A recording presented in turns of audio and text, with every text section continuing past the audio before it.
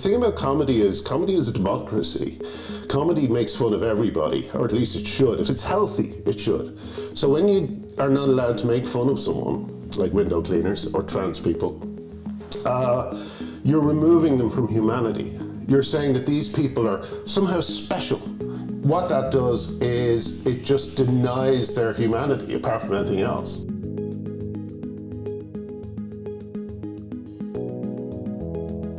Welcome to Parallax Views, a series of conversations about the politics of culture. My name is Marc Glendening, and today it's a huge pleasure to have the grand legume of British and Irish comedy, Graham Linehan, here to discuss the politics of comedy and art. Graham has written for and helped to create a lot of the best comedy this country has ever seen. Father Ted, The IT Crowd, Black Books, Brass Eye, Motherland, the list is endless. It's really an incredible legacy of achievement. Graham, together with J.K. Rowling, is probably the most high-profile victim of cancel culture. And later he'll be telling us about his experience of this. Graham, could I start by asking you a general question in relation to the arts?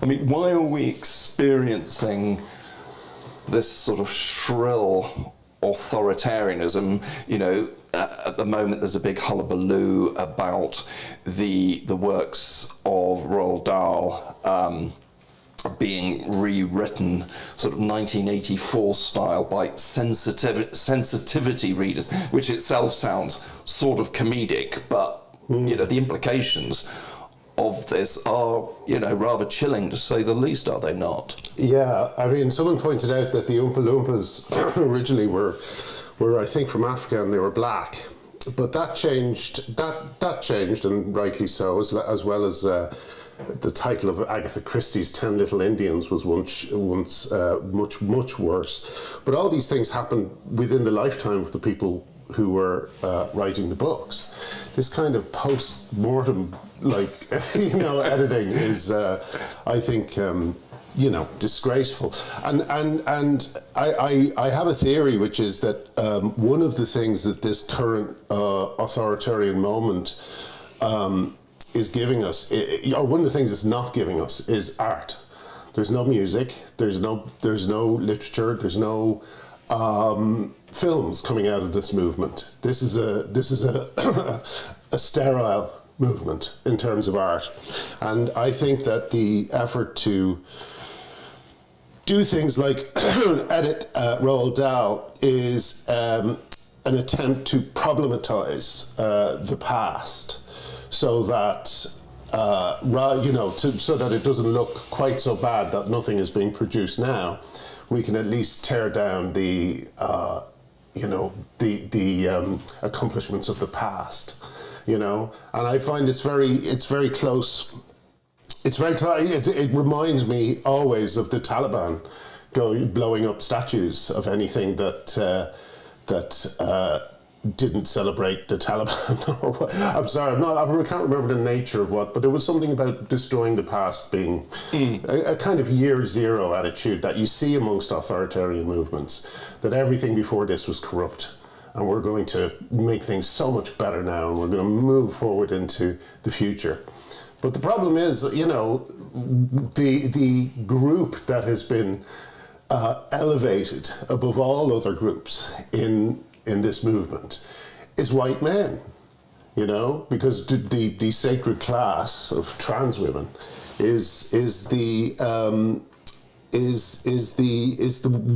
the ones who are benefiting most from this kind of upside down logic. And so I don't know, it's an interesting thing. You have the most woke culture ever, and it's giving us people like Rachel Levine in the States, who's just made part of a series of children's book by Chelsea Clinton about women who overcame everything. And this is a biological male. This is a father of 2 or 3 kids. Right. He's the health secretary in the White House or some health. I'm not sure if he's. I think he's the health secretary. And he's got, he's part of a book series called She Persisted. Yeah, I mean, there are so many weird ironies here, aren't there? Because, for example, I mean, the woke movement is obsessed about revealing, the horrors of the past. British imperialism, slavery, all of these very negative aspects of our history.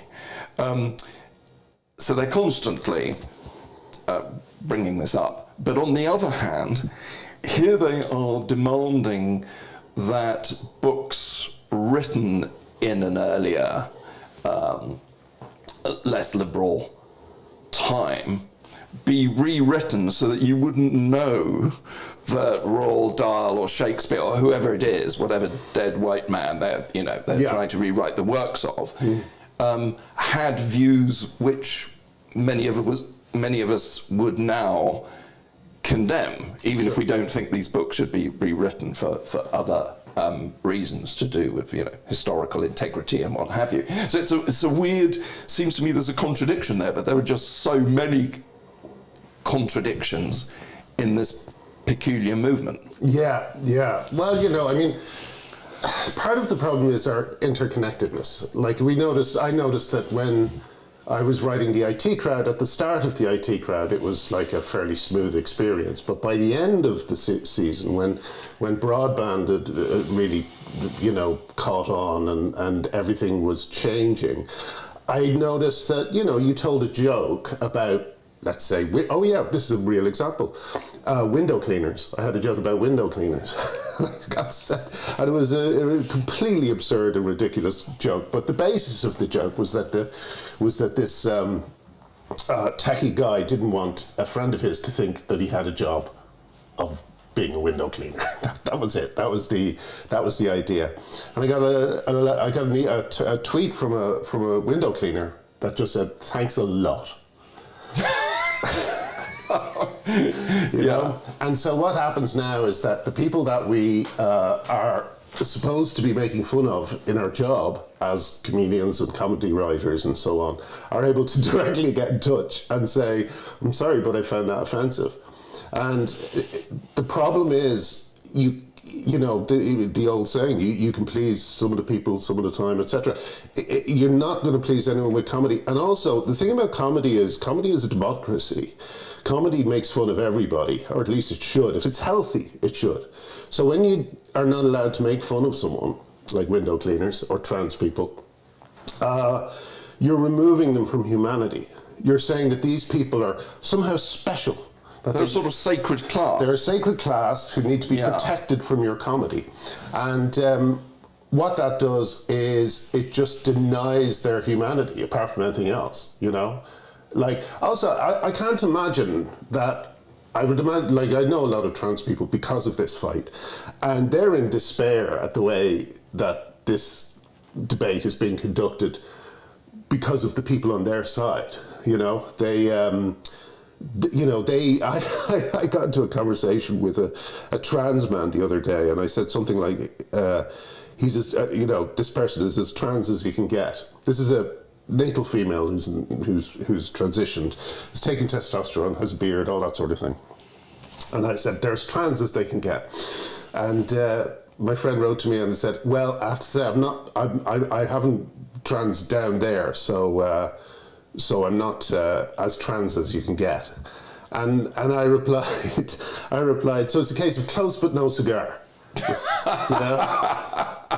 And that's the way we should be able to talk about this. Yeah. We should be able to talk to each other like human beings. We shouldn't be. There's a certain prissiness around the subject, which is again only there to ring fence these people off. The prissiness is to keep these people safe from the cruelty of people laughing. Which is incredibly patronising and demeaning. And again, of course, it only applies to some groups. So yes. Other groups you can say anything about. I mean, particularly kind of white males. Let us say, which is fine. But I mean, absolutely. You can't, but let me tell you how pathetic that is. There was an episode that really annoyed me of Charlie Brooker's Screen Wipe. That had Hugh Grant playing a kind of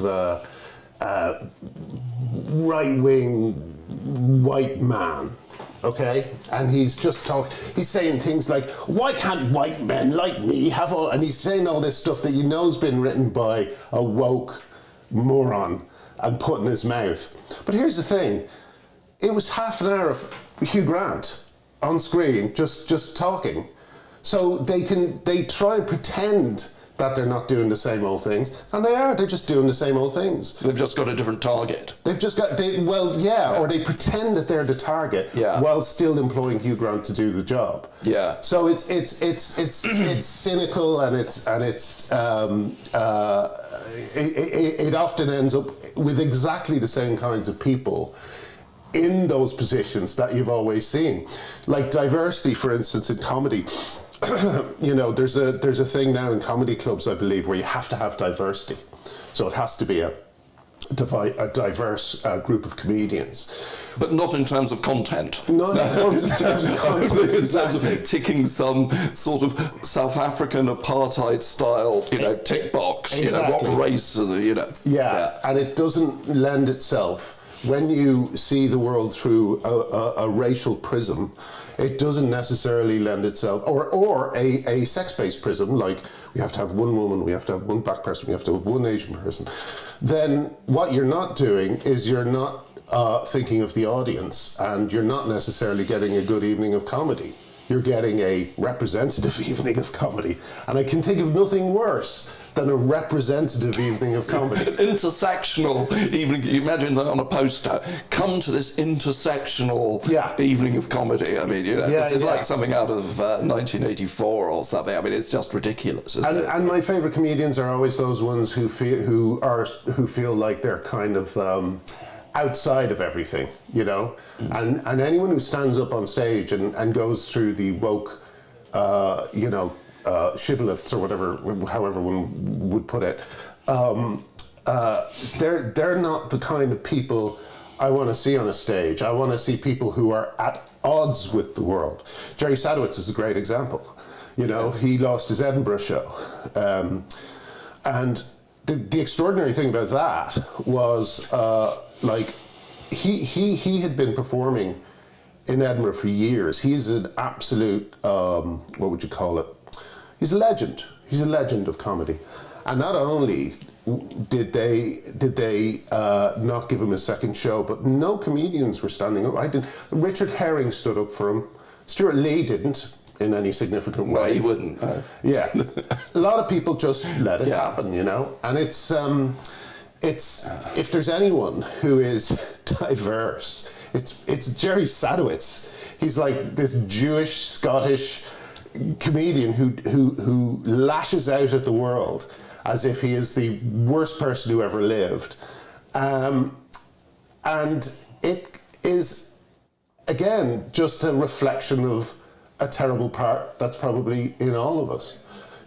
So to replace that terrible thing that's in all of us and we laugh at because we recognize it with a sensitivity reader's idea of what's funny is, we can see, I think, it's already a disaster, Yeah, I mean, a society in which everything has to be sort of corralled into one acceptable worldview and form of artistic expression is, by definition, a very soul-destroying kind of place, as well as a dangerous kind of place. Whereas if you have a liberal, let 1,000 flowers bloom attitude, then people who like Jerry Sadowitz can go and see him in the marketplace of comedy. If that's not your cup of tea, go and see some right-on, woke comedian, and so on and so forth. So I don't understand their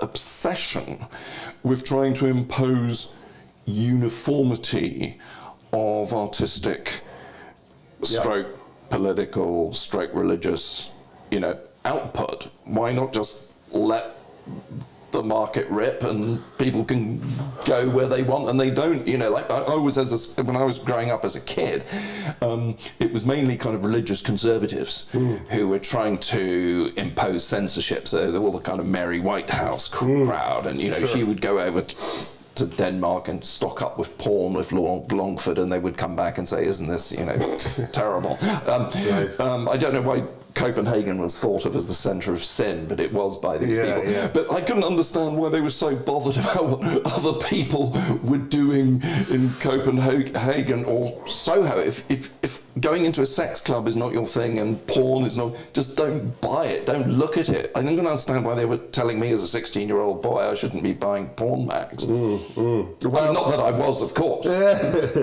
Yeah, well, I mean, the thing about Sadowitz is I saw an interview with someone who explained what happened with Sadowitz.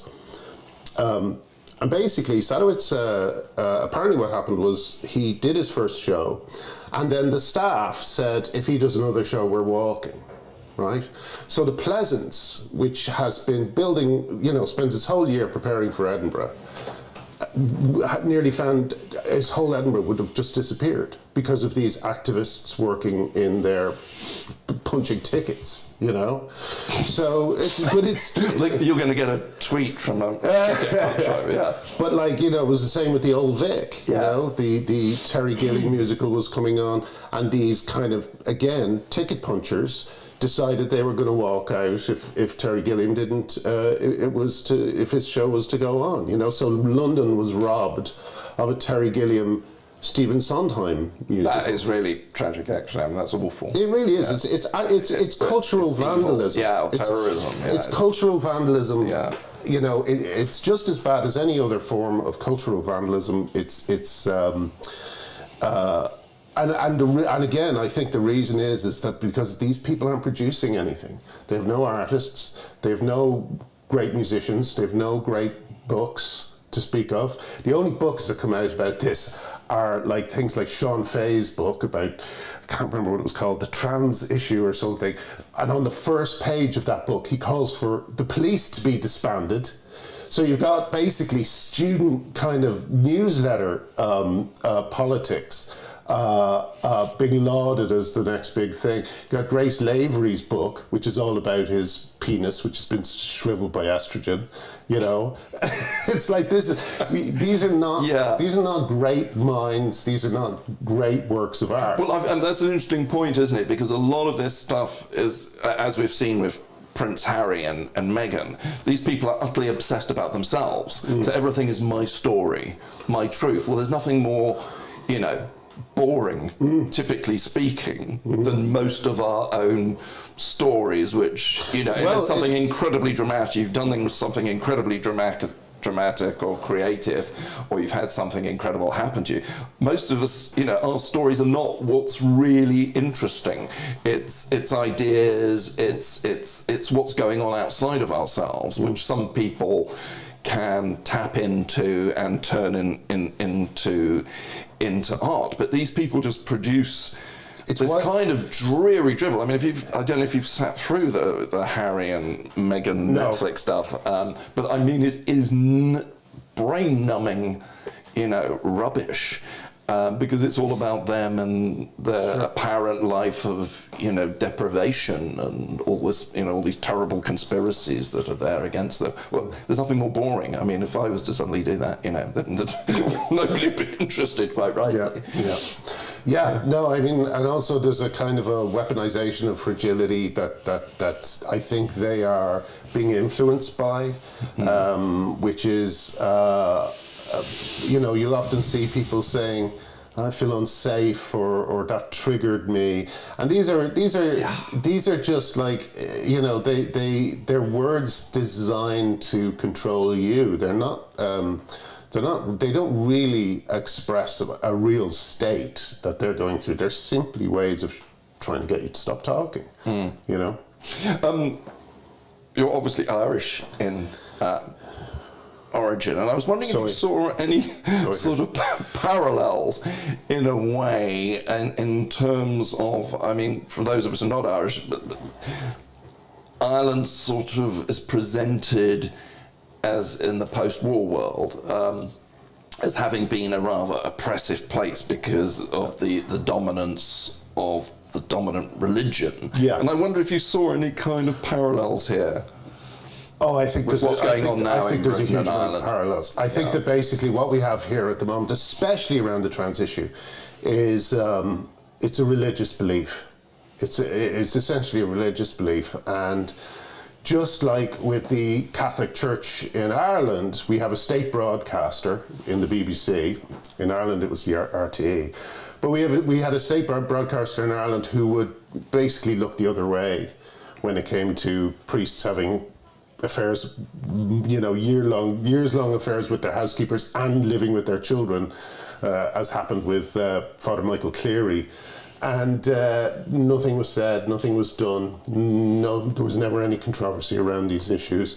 And in the same way, you've got over here, you know, let's take as an example The Guardian, which barely covers the Tavistock, even with the shocking news that's recently. I mean, The Guardian really is turning into Pravda. It just doesn't cover stories that are inconvenient. Yes. To it. Yes. I mean, the most extraordinary example was their coverage of the Wee Spa, which was a spa in LA in which a man was exposing himself. It was found out later that the man was a sex offender who was on the run. And The Guardian spent 2 pieces trying to claim it was a hoax. And even when it was revealed it wasn't a hoax, they said in a 3rd piece that it was afterwards and had to correct it. So you have a newspaper in The Guardian that's doing what a lot of other places are doing, kind of like a kind of Tinkerbell thing. You know, in Peter Pan, there's a moment where the audience has to you know, clap for Tinkerbell, or Tinkerbell will die, right? That's what trans rights is in the UK. It's basically a bunch of people imagining as hard as they can that men are women and women are men. And if they imagine it and imagine it and imagine it, it'll be true. And whenever you break the spell, it's like you stood up at a Peter Pan play and said, "No, there's no Tinkerbell. You know, nothing's going to happen." You know, there's outrage when you break this spell. But that's all it is. It's just like a bunch of people wishing something was true for reasons I don't think they can explain. I know there's a theory behind eliminating sexism by pretending there's no such thing as sex, but it doesn't stand up to a moment scrutiny. So, you know, that's all this is. It's a lot of people, including people you would think would know better, like Keir Starmer, you know, and journalists like Owen Jones and John Ronson. And they're all just kind of trying to keep this, you know, this ludicrous thing in the air as long as they can. But that's the postmodernist idea, isn't it? That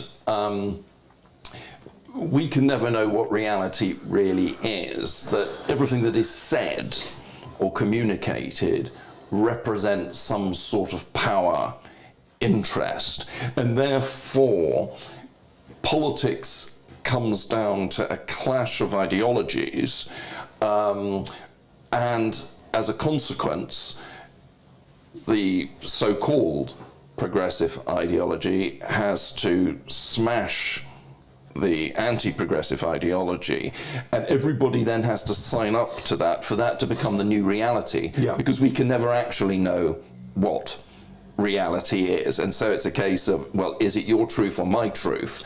But there's no fundamental truth. And that's why it seems to me, I mean, just latching onto your point about religion, that there is a religious aspect to this, or it's analogous to religion, in that it's fundamentally about faith and taking on trust from the equivalent of priests, in this case kind of postmodernist theorist, as to what is the right position.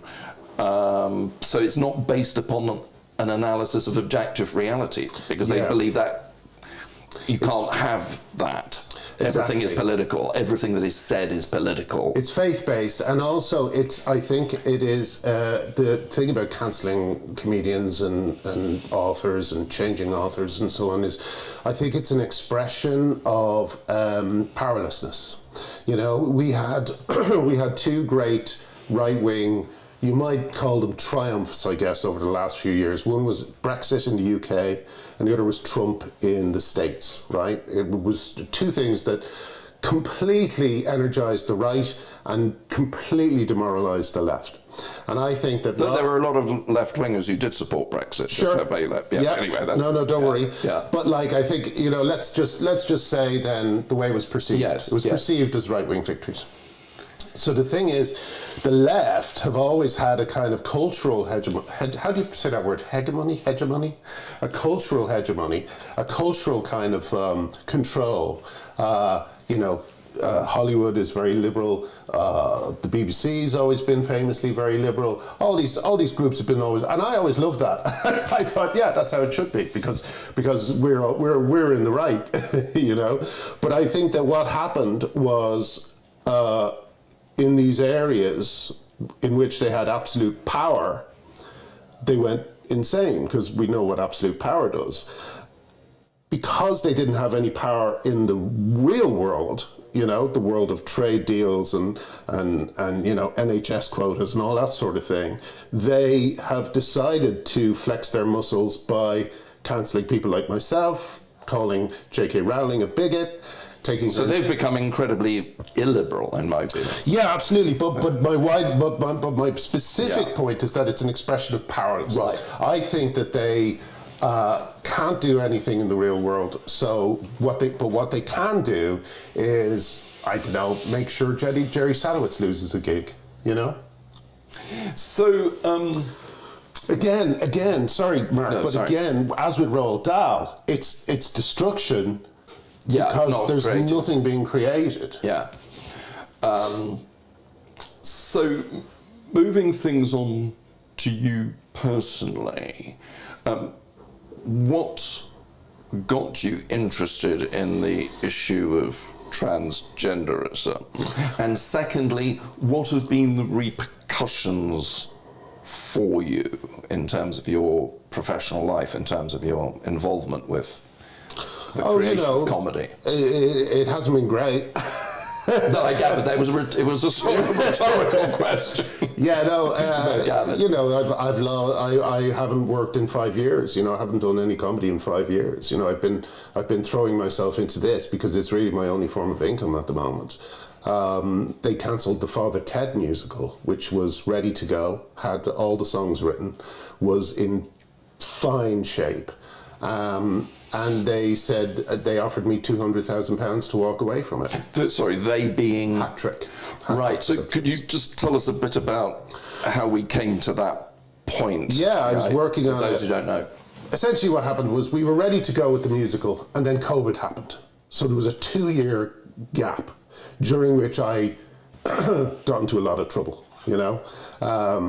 During which I was, you know, I had my Substack, I was posting all these true things about the Tavistock, mutilating gay kids, about you know, online trolls driving women offline, targeting them through legal actions, targeting them with the police.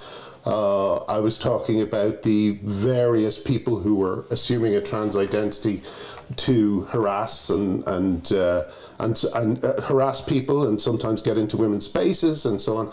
And all of this was just essentially not allowed. It was like, you're not allowed to talk about this. And so in the end, this musical, which would have been my pension, it would have set me up for the rest of my life probably, and made life a little bit more comfortable for me, was taken away. They said they wouldn't do it unless I walked away, and they offered me £200,000 to do it. And did they ever sort of state, did you ask them, you know, no, they never I'm did. just expressing a personal opinion, you may not share it, but, you know, what's the problem They never here? tell you where they disagree. So it's very like, I mean, I know it's an overused cliche, but I'm going to use it anyway because I can't think of a better one. I mean, it is Kafka-esque. Yes. That you're not even... And I've had so many... I've interviewed various people who've been kicked off psychotherapy courses because they have questioned the relevance of critical race theory or transgenderism to, you know, the actual practice of psychotherapy. I've had students getting in contact who are being denied their degrees because of stuff they have said completely away from the university on a, you know, tweet about some issue or other. But they're just summarily not executed, but, you know, kicked off their courses and all this kind of thing, denied access. But they're very rarely given an opportunity to put their case. It's very rarely articulated as to what is the justification for doing this in the first place. So it sounds to me you've had a similar kind of experience. Yeah, that's because they can't, someone like Hattrick cannot justify why they are banning this show. They can't do it. They can't verbally do it. They cannot tell me what I've done wrong because their positions are indefensible. You know, it's indefensible to say a rapist should be placed in a female prison, as nearly happened in Scotland recently. It's indefensible to say that gay and autistic children should be sterilised because they've been told a lie, which is essentially that if they get their breasts cut off or if they get a Frankenstein penis grafted onto their lower halves, formed from the skin graft off an arm. I don't know if you've seen that. You know, you see these. I'm looking forward to it. You see photographs of women, and their arms are like there's a section, and you can almost see the bone through the section, and they will never get sensation back in that part of their arm again, and it's rolled into a tube and attached to their genitals. You know, it's an absolute. It's a monstrous, evil thing. And yet, people can't see the Father Ted musical because I'm objecting to it. And who do you own the rights to the Father Ted concept? Half the main author own half the rights of the musical, and Hattrick owned the other half. So. Could you just go ahead independently and do it? Well, you know, they're just sitting on it. They're sitting on it for, I don't know. Have they got to write a V? Can they block you from doing it? I guess so. Yeah. So I'm going to, unfortunately, I have to look into a legal solution. I mean, this brings me on, so I was going to ask you before I come on to the politics of comedy, which I'm really interested to learn about, what the other side would call, you know, the power structure. But I just wanted to ask you briefly, what got you interested in transgenderism in the first? Why did you feel you wanted to speak out about it? Well, I had a daughter and a wife, you know. I thought this is affecting women's rights. I don't want my daughter to go in. I saw a poster in Oxford, I think it was from Oxford University, it was a toilet in Oxford University, a poster in a toilet, and it said something along the lines of, this is a women's toilet. If you see anyone in here who doesn't look right, or who makes you uncomfortable, don't stare at them, don't make a fuss, and there was a list of things not to do. Now, the thing is, the only defence a woman has in a space that's supposed to be single sex, when someone enters it who shouldn't be in it, is the ability to make a fuss. And that is being robbed from young women. Not just with posters like that, but across the board. I would imagine that every young woman, if she's in a public toilet on her own, and a man walks in behind her, she now has no idea what she is allowed to do. She has no idea if she can call the police, if she can make a fuss. She just doesn't know. You know, and you see like kind of gradients of this problem. Like, you know, there's a photograph in Ireland which has self-ID now of a bloke who just looks like a typical Irish granddad, just washing his hands in a women's toilet because he can now just walk in and no one can challenge him. You know. So he's not up to anything, but it's still like, why do women have to put up with this? The other side would say, I mean, I've had this because. Sure, I agree with you. I mean, the other side would say, well, you know, if you took all the cases of biological males claiming to be women or non-binary or whatever, going into female jails or, you know, mixed wards in hospitals, you know, the vast majority of them don't do anything sort of reprehensible and threatening. So this is a sort of transphobia you're engaging in. I mean, you and me, when I say you. But you know what I mean? This is a common argument It reminds me a little bit. I thought, we need to address it. Do you remember Henry Root? Yes, I do. Henry the Henry Root letters. letters, yeah. He had a brilliant letter once that Henry Root, I should explain to people, he wrote kind of humorous letters to people. He always included a £1 note so that they'd have to write back to him. I think he asked, sorry to interrupt you, but he famously sent a letter to Margaret Thatcher asking if she would send her toe clippings to him, because he had the toe clippings of every leader of major political parties for the past 50 years. Winston Churchill had sent us toe clippings. And Matthew Paris, who was then her letter saying, had to write this letter saying, thank you so much for your letter. I'm afraid Mrs. Thatcher will not be sending you. Yeah. But he was very good. But in his kind of his character was a very right-wing guy, and at one point he says of the death penalty, better 10 innocent men hang and one guilty man go free. And that is the logic of saying that people can go into, because basically I've published a list of 127, I think it is, trans-identified men who went into women's spaces and attacked them, right? So when you have 127 men, that's not 127 victims, that's multiple victims, right? So essentially, we're already looking at a situation where hundreds of women have been assaulted in women's toilets by men claiming to be women.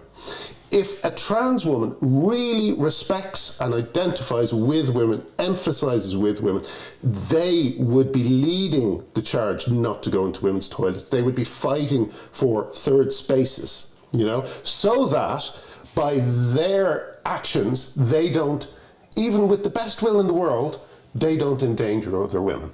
And that's the problem. You've got a bunch of people who... And also, just the case of being psychologically unsettled, even if, the trans person isn't doing anything aggressive. It's like the argument is, and this is why a friend of mine has a thing called the Staniland question, which is, do men have the right to get undressed and changed in a room with teenage girls? Do men have that right? Should they have that right?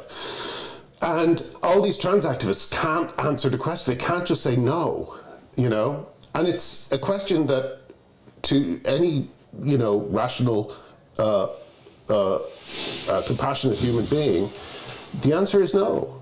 No, you don't have that right. It's not just safety. It's a reasonable expectation of privacy that women need to have. They need to know when they go into an area like that they won't have to deal with anything that they don't need to deal with. We have the same thing as men. If a woman came into the male toilets, no one could give a fuck. Excuse my language. No one could give a damn, because too late. She's not a threat to us, But if a man comes into a women's toilet, it's a totally different situation. So I was kind of starting to feel like my daughter wouldn't be safe if she went to college. That this kind of philosophy had to be destroyed completely. I didn't think, compromise is all very well, but I think that the way they react to compromise is so violent and hostile and aggressive that I think that women have to really say, no, this is the line. Sometimes you have to draw a line, and sometimes things are actually binary. Yes. Some things are right and some things are wrong. Exactly. And again, I have a lot of trans friends, and the male trans friends who identify as women or identify with women, as Debbie Hayton puts it, these people, they do not do these things. They try not to, they don't make women uncomfortable. They don't use females. I mean, that's a really important point. It seems to me there is a huge division between a group of people, who claim to be not the sex they were born as, on the one hand, who just want to be left to do their thing, and in a free society they should be. But then the trans ideologues, most of whom, it seems to me, are not actually claiming to be transgender themselves, very but true. they've latched onto this issue, and they are the people who are really foul. I mean, they're the people who, you know, fine, anybody can believe anything and should have the freedom to express it, but they're actually the people who are saying that people like you who disagree with them should actually be culture cancelled, and in fact put in prison. You know, they actually want the police to take action, which the police are. So these people are really kind of foul authoritarians, it seems. Yeah, like 4 or 5 years ago, I signed a letter with James Dreyfus, who's an actor, I don't know if you know him, comedy actor, I don't. And a bunch of other people, including, I think Kathleen Stock signed it, and a group of people, and it was asking Stonewall to consider a more balanced approach to the trans issue.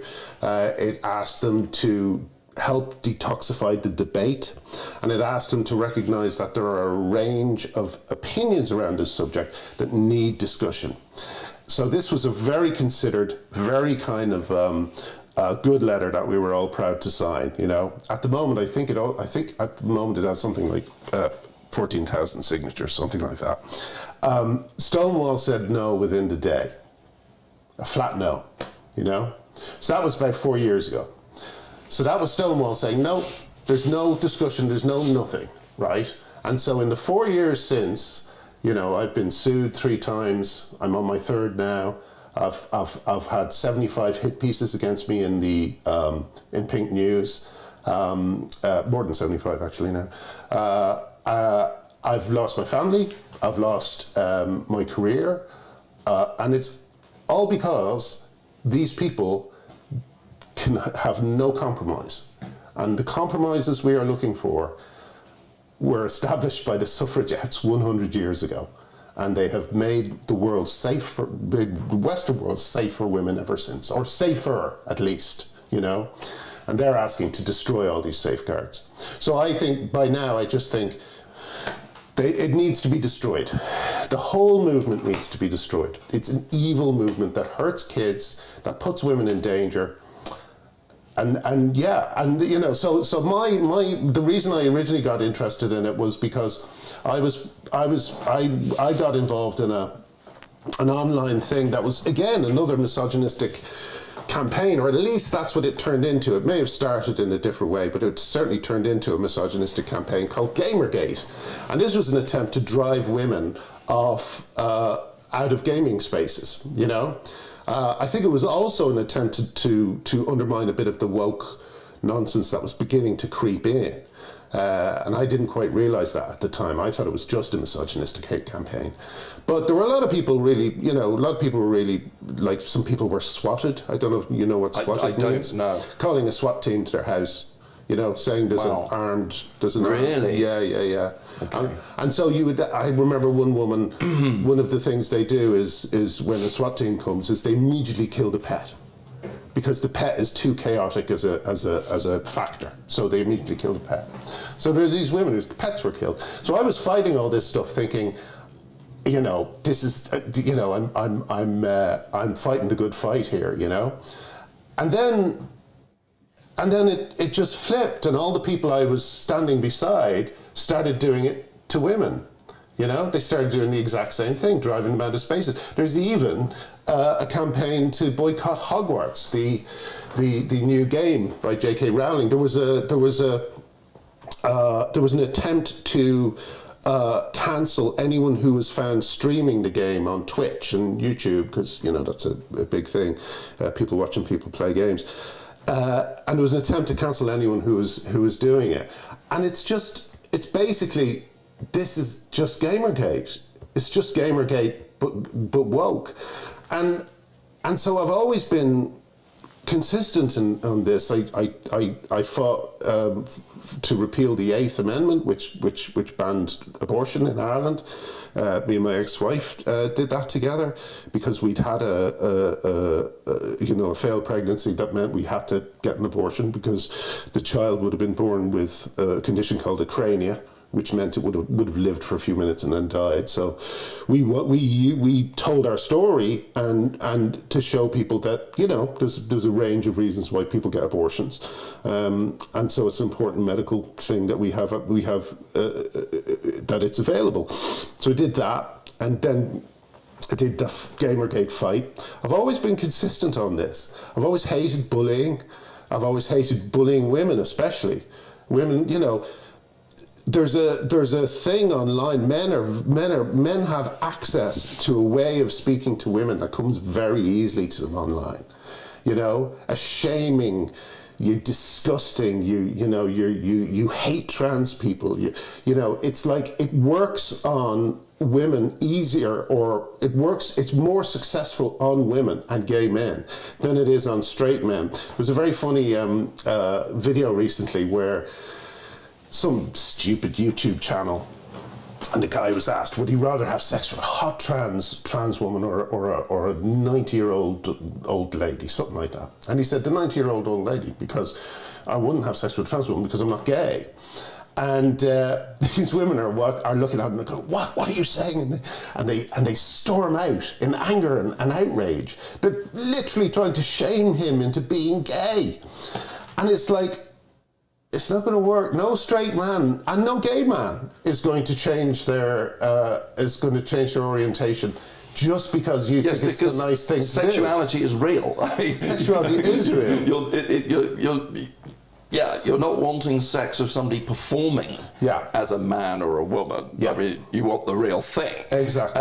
And so there's now all this stuff, isn't there, about trying to shame lesbians who won't go to bed with trans women. Yeah. I mean, the idea that they call homosexuality being a genital fetishist or genitally obsessed with genitals. This is what they say.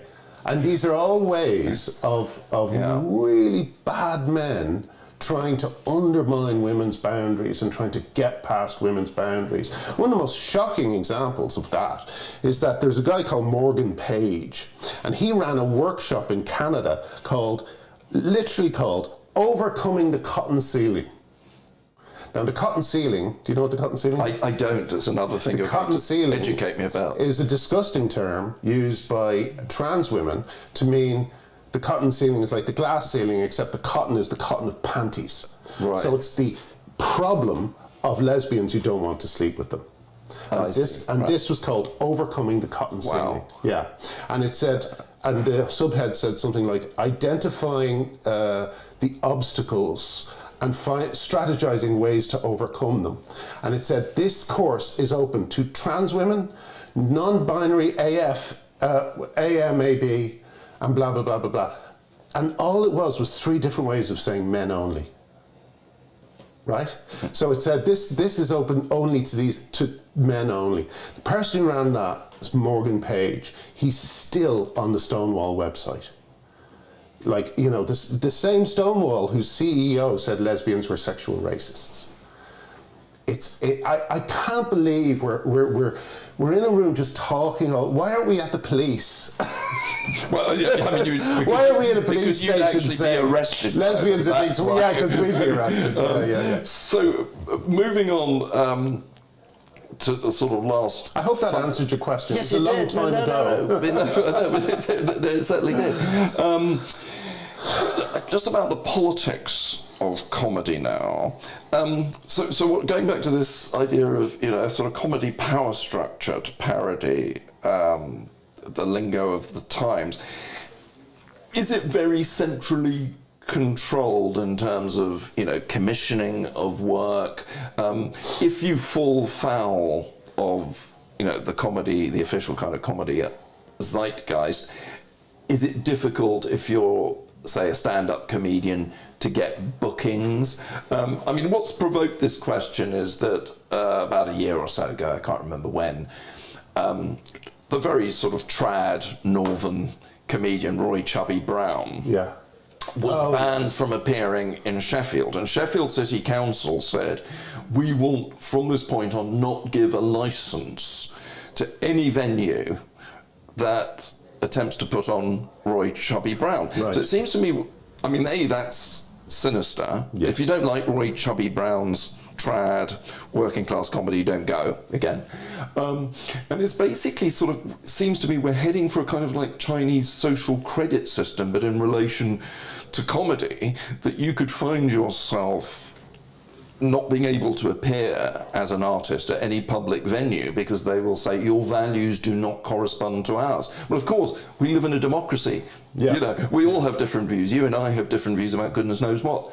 But this notion that if you don't have the same views as Sheffield, the ruling political party on Sheffield City Council, they're going to say you can't come and appear at any venue that needs a license because we will refuse to give that license. This is sort of dangerous territory, isn't it? And in a also supposedly pluralistic society. Yeah, and you put your finger on it when you point out that Roy Chubby Brown is a working class comedian, you know, because this is a completely middle class movement. Yeah. You know, and the attitude to Roy Chubby Brown is that his audience needs to be educated, you know, and they don't. They work very hard. They need to be entertained.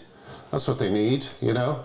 And there's also an idea that if you leave people to their own devices, they'll all just turn into violent right-wing extremist monsters, you know? And that's not true either. The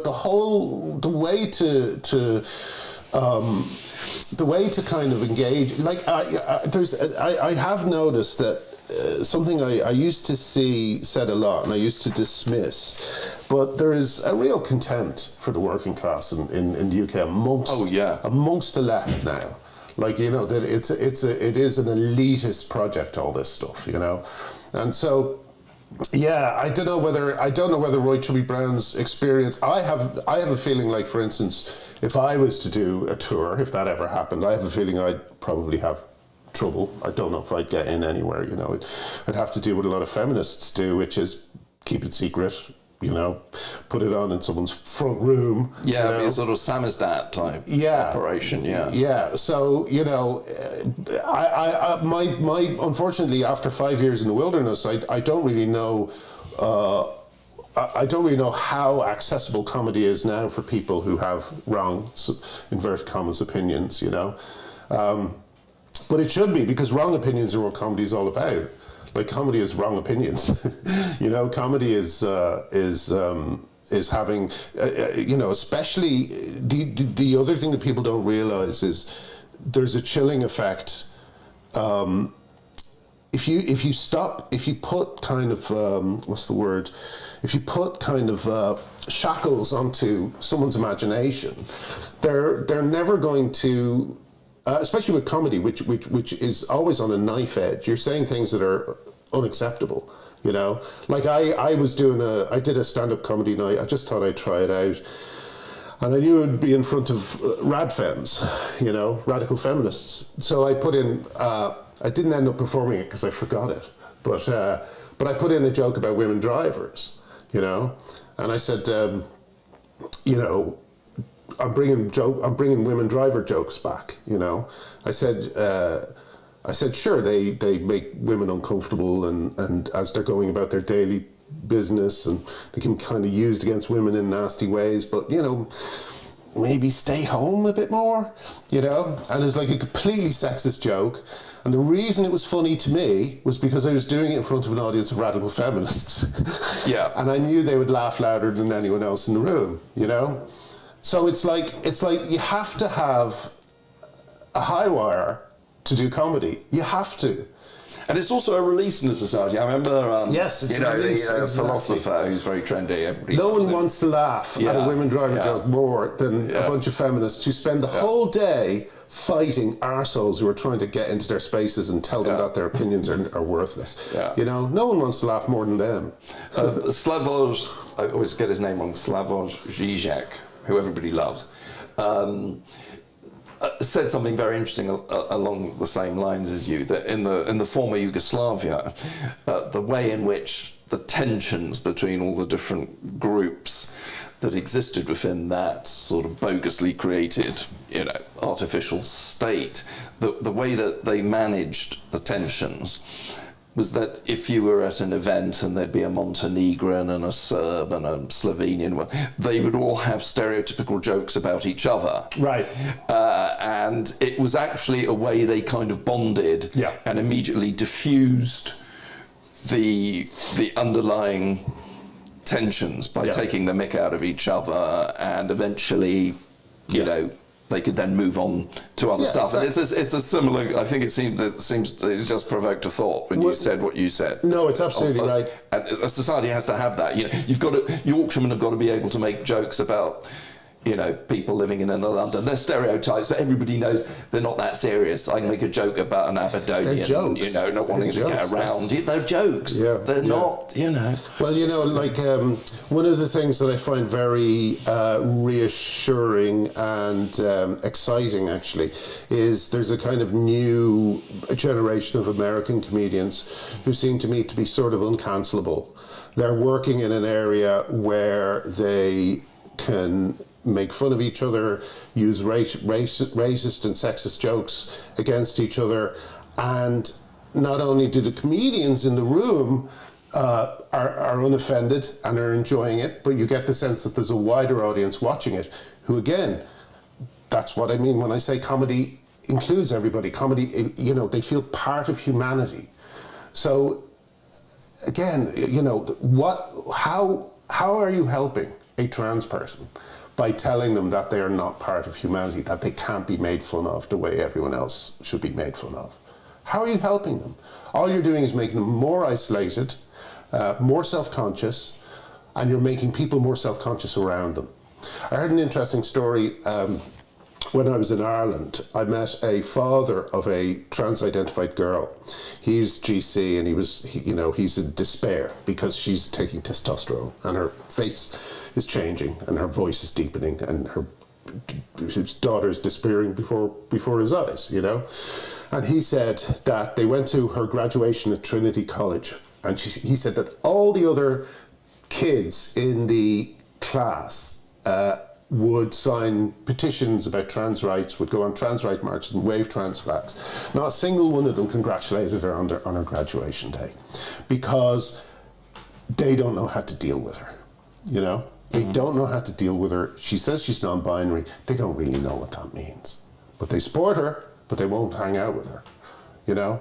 So these people are being placed outside of society, and and then they have the cheek to say, well, these people are at greater risk of suicide. Well, of course they are, because you're othering them and you're making them feel like there's something different about them. There's nothing. They're human beings with personalities, with problems that we all have, but they're being placed outside the normal rules of behaviour because of well-meaning idiots. On that note, Graham, I just want to thank you so much for taking the time to come and talk to me. It's been fascinating. Hopefully it's been triggering as well. That's what life is about. Life is not meant to be a safe space, and we don't believe that should be the case here at the IEA. And thank you so much. Not at all. Really enjoyed it. Thank you. Well, if you enjoyed that conversation, why not watch one of these other videos? And while you're here, remember to hit the subscribe button and the notification bell. That way, you'll never miss out on a single IEA broadcast.